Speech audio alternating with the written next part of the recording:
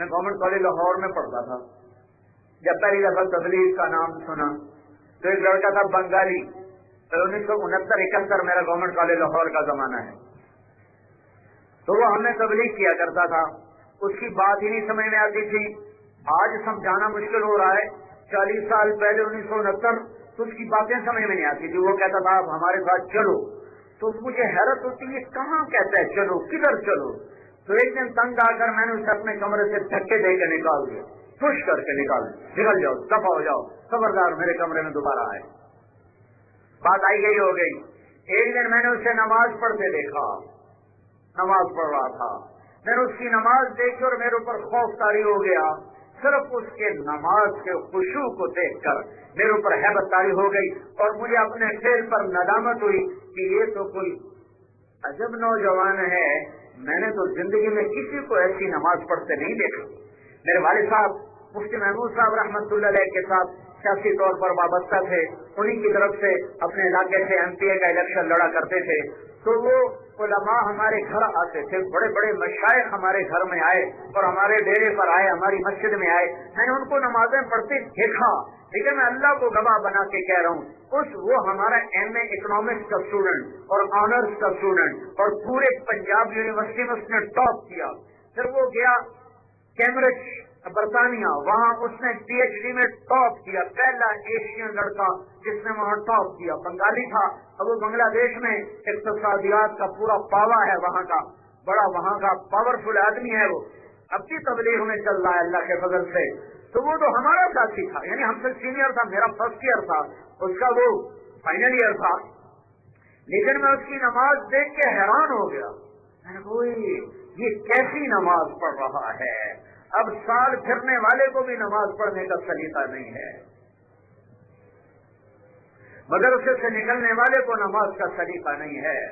10 سال مدرسے میں پڑھا ہے اور نماز پڑھنی نہیں آتی, تو میں تاجر کا گلہ کیا کروں. اللہ اکبر کے ساتھ تم اللہ سے جڑ جاتے ہو. حضرت علی کی سنو, حضرت علی فرماتے ہیں جب میرا دل کرتا ہے میں اللہ سے باتیں کروں.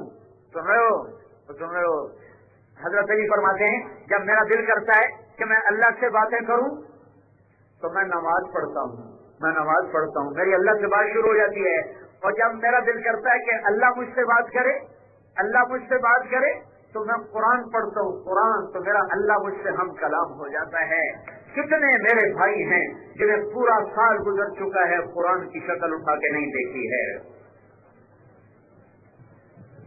حضرت علی کا فرمان ہے احی قلبک بالموعظہ. اب بہاولپور والو اپنے دل کو زندہ کرو. کس چیز کے ساتھ؟ خمیرہ مروارید کے ساتھ, خمیرہ ابریشم کے ساتھ.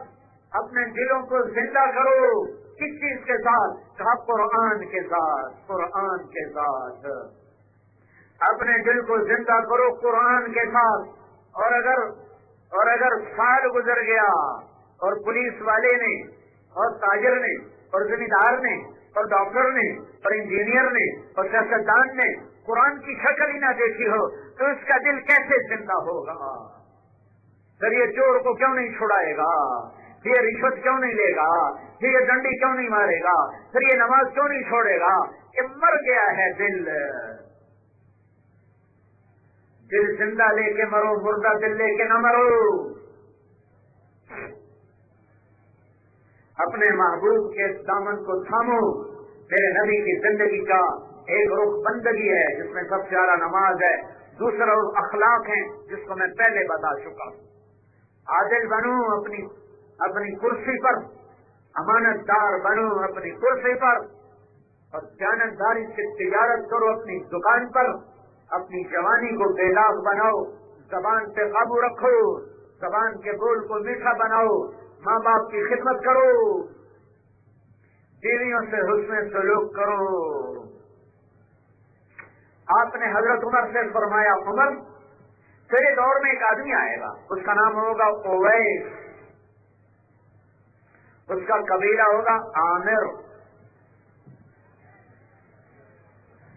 اور اس کی شاخ ہوگی کرن. مراد اویس بن عامر, اس کا قبیلہ ہوگا مراد, اور اس کی شاخ ہوگی قرن، اور رنگ کا ہوگا کالا، قد ہوگا تھوڑا چھوٹا۔ جب وہ تیرے دور میں آئے تو اس سے دعا کروانا، دعا اپنے لیے، علی تو بھی دعا کروانا، عمر تو بھی دعا کروانا۔ عمر اور علی جیسوں سے کہا جا رہا ہے، کون عمر جس کی قبر نبی کے قبر کے برابر بنی پڑی ہے؟ عمر اور علی جیسوں سے کہا جا رہا ہے، کون عمر جس کی قبر نبی کے قبر کے برابر بنی پڑی ہے؟ کون عمر؟ میرے بعد کوئی نبی ہوتا تو عمر ہوتا۔ کون عمر؟ آپ مسجد میں داخل ہوئے، آپ کے دائیں طرف ابو بکر تھے، بائیں طرف عمر تھے، آپ نے دونوں کے ہاتھ پکڑ لیے ایسے، سرکار میری طرف دیکھو، صحابہ سے کہا، صحابہ نے دیکھا، صحابہ نے کہا مجھے دیکھ رہے ہو، ادھر ابو بکر ہے اور ادھر عمر ہے، قیامت کے دن میں اس طرح اٹھوں گا کہ میرا اس طرف ابو بکر ہوگا اور اس طرف عمر ہوگا۔ وہ عمر ہے۔ اور علی ابھی بتا دیا کہ علی تیرا گھر میرے گھر کے سامنے ہے، ان کے بچوں کا بتا دیا، حسن حسین جنت کے سردار ہیں۔ اور کہا جا رہا عمر علی اس سے دعا کرواؤ، کیوں یا رسول اللہ اویس سے دعا کیوں کروائیں؟ تو آپ نے فرمایا اویس نے ماں کی سن رہے ہو، اکثر نوجوان بیٹھے ہو، اویس نے ماں کی ایسی خدمت کی ہے، اویس نے اماں کی ایسی خدمت کی ہے، جب وہ ہاتھ اٹھاتا ہے تو اللہ اس کے ہاتھوں کو خالی نہیں لوٹاتا۔ حضرت عمر خلیفہ بن گئے، ہر سال حج کرتے اور اعلان کرتے کوئی اویس ہو، کوئی نہیں۔ شہادت سے کچھ سال پہلے آپ نے اعلان کیا حج میں، کہا بھائی سارے حاجی ایک میدان میں جمع ہو جاؤ، سب کو جمع کر دیا، سارے کھڑے ہو جاؤ۔ تو کہنے گے سارے بیٹھ جاؤ، یمن والے کھڑے رہو، یمن والے کھڑے رہے، سارے یمن والے بیٹھ رہو، قبیلہ مراد والے کھڑے رہو، تو مراد والے کھڑے رہے، پھر کہا سارے مراد والے بیٹھ جاؤ، اور مراد کی آگے سب کاسٹ ہے، کرن کھڑے رہو، تو صرف ایک آدمی بچا۔ تو آپ نے اس سے فرمایا تو کرنی ہے؟ کہا جی ہاں۔ اویس کو جانتے ہو؟ جی جانتا ہوں، میرا سگا بھتیجا ہے، میرے بھائی کا بیٹا ہے، پر وہ تو پاگل سا ہے، آپ اس کا کیوں پوچھ رہے ہیں؟ تو عمر رونے لگے، کہا پاگل وہ نہیں تو ہے۔ کہنے کے حج پہ آیا ہے؟ کہا جی آیا ہے۔ کہا کدھر ہے؟ کہا جی ادھر گیا تھا، عرفات کی طرف اونٹ چرانے گیا تھا۔ تو آپ نے حضرت علی کو ساتھ لیا اور عرفات کی دوڑ لگا دی۔ وہاں پہنچے تو ایک کیچڑ کے پیچھے اویس نماز پڑھ رہے اور جانور چر رہے اونٹ، یہ دونوں حضرات ایسے پاس بیٹھ گئے۔ انہوں نے دیکھا کوئی آدمی آگے بیٹھے تو نماز چھوٹی کر دی، سلام پھیرا تو حضرت عمر نے پوچھا کون ہو؟ کہا جی مزدور ہوں، مزدور اجیر۔ کہا مزدور نہیں پوچھ رہا، تیرا نام کیا ہے؟ کہا جی اللہ کا بندہ ہوں، اللہ کا بندہ ہوں۔ کہا بھائی یہ نہیں پوچھ رہا، وہ تو میں بھی اللہ کا بندہ ہوں، تیری ماں نے تیرا کیا نام رکھا ہے؟ وہ کہنے لگا، اس نے پہچانا نہیں تھا دونوں کو، وہ کہنے لگا بھائی کون ہو تم میرا انٹرویو کرنے والے؟ تو حضرت علی نے کہا یہ امیر المومنین ہیں عمر بن خطاب۔ پھر وہ ایک دم کانپ گئے، کہا میں معافی چاہتا ہوں، میں نے آپ کو پہچانا نہیں ہے، میں آپ کا غلام، آپ کا خادم، کہ میں ہوں علی بن ابی طالب۔ کہا آپ آل رسول، میں آپ کے سامنے کیا ہوں؟ تو آپ کہنے لگے کہ میرا نام اویس ہے، اویس ہے۔ تو عمر نے کہا اپنی کمر سے ہٹاؤ، اللہ کے نبی نے کہا تھا اس کا رنگ کالا ہوگا اور اس کی کمر پہ ایک سفید نشان ہوگا، ذرا پہچان لینا۔ تو آپ نے کہا کمر سے کپڑا ہٹا، تو انہوں نے سے کرتا ہٹایا تو سفید نشان، ساری نشانیاں پوری ہو گئی۔ تو آپ نے کہا ہاتھ اٹھا اور دعا کر، تو وہ رونے لگے کہ میں کمزور غریب آپ کا نوکر، میں آپ کے لیے دعا کروں؟ کہا ہاں تو میرے اور علی کے لیے دعا کر کہ میرے نبی نے کہا تھا ایک اویس آئے گا جس نے ماں کو ایسا راضی کیا ہے، جب وہ ہاتھ اٹھاتا ہے تو اللہ رضا نہیں کرتا، ہم دونوں کے لیے دعا کر۔ ماں کی خدمت نے اویس کو وہاں پہنچایا جو عمر اور علی جیسے اس سے دعا کروا رہے ہیں۔ اور ایک حدیث میں آتا ہے جب لوگ جنت میں جا رہے ہوں گے نا اور اویس بھی جائے گا، جب جنت کے قریب جائے گا تو اللہ اس کو کہے گا اویس کو روک لو، اویس کو روک لو، تو سارے آگے اور یہ پیچھے، وہ کہیں گے یا اللہ مجھے آپ نے کیوں روک لیا ہے؟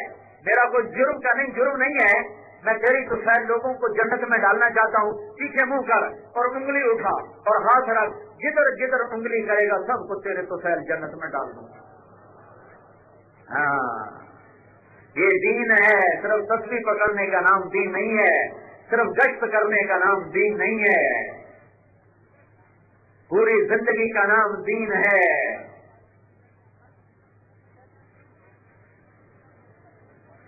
सच्चा ताजर नबियों के साथ उठाया जाएगा।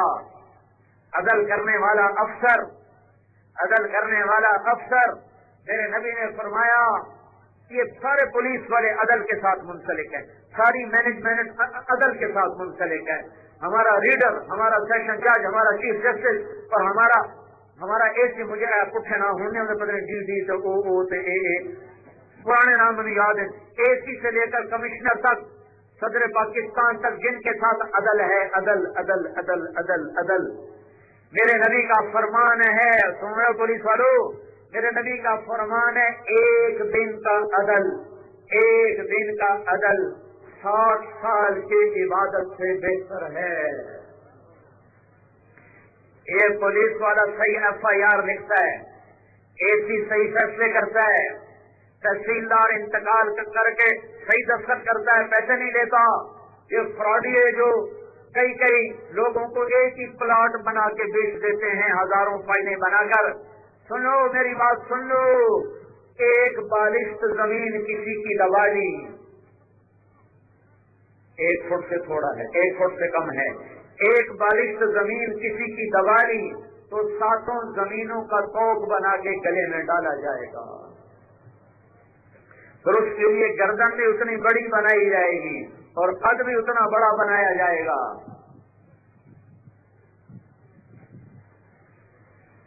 ये दीन है। एक मस्जिद की हाजिरी है कि अजान पर बहावलपुर खाली हो जाए, हुकूमत के डंडे से नहीं, अल्लाह के इश्क को मोहब्बत में। सारा बहावलपुर नजर कोई ना है, सब मस्जिदों को दौड़े कि अल्लाह की पुकार है।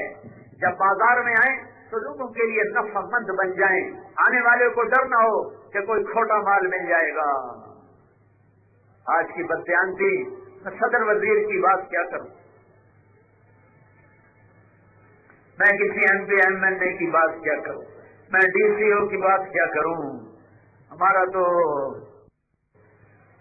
मैं एक दफा फैसलाबाद में फजर की नमाज पढ़ के निकला, पैदल चलने का कुछ मामूल पूरा कर रहा था। मैं वापस आ रहा था, मुझे दूर से एक रेहड़ी वाला नजर आया, उसके सफेद दाढ़ी थी, सफेद पगड़ी थी। तो रेहड़ी वाले आमतौर पे ऐसे नहीं होते हैं, तो मुझे वो दूर से ही अच्छा लगा। लिहाजा जब मैं करीब से गुजरा तो मैंने उसको दोबारा ऐसे देखा, खुद देखा, ऐसे देखा। तो मैंने क्या देखा, उसकी आंखों से आंसू जारी थे और उसने एक हाथ रेहड़ी पे रखा था, एक हाथ उसने अपनी पेटी पे रखा हुआ था, एक पेटी रेहड़ी पर। मैं खड़ा हो गया, मैंने कहा बाबा जी क्या बात है, खैर तो है। तो मुझे कुछ नहीं कहा, उसने पेटी को उल्टा दिया, ऐसे रेहड़ी पर पेटी को उल्टा दिया। तो उसके ऊपर के 10-15 सेब ठीक थे, नीचे सारे सेब गले हुए थे, आधे गले हुए थे। मैं ये किस्सा हजारों दफा सुना चुका हूँ और हर दफा मैं आफसीदा होता हूँ और रोता हूँ कि वो बाबा मेरी आंखों के सामने आ जाता है, उसके आंसू। वो मुझसे कहने लगा, बेटा मैं बहुत गरीब हूँ। ये बहुत पर उसने जोर दिया, मेरे दिल में खंजर की तरह आज भी चुभा हुआ है कि बेटा मैं बहुत गरीब हूँ। मैं एक पेटी सुबह मंडी से लाता हूँ, असर तक बिक जाती है, फिर शाम को अपने बच्चों की मैं ताजा रोटी लेके घर जाता हूँ। आज किसी जालिम ने मेरे बच्चों की रोटी मुझसे छीन ली है। मैं इतना तड़पा कि मेरी जेब खाली थी, मेरे जेब में बटुआ नहीं था।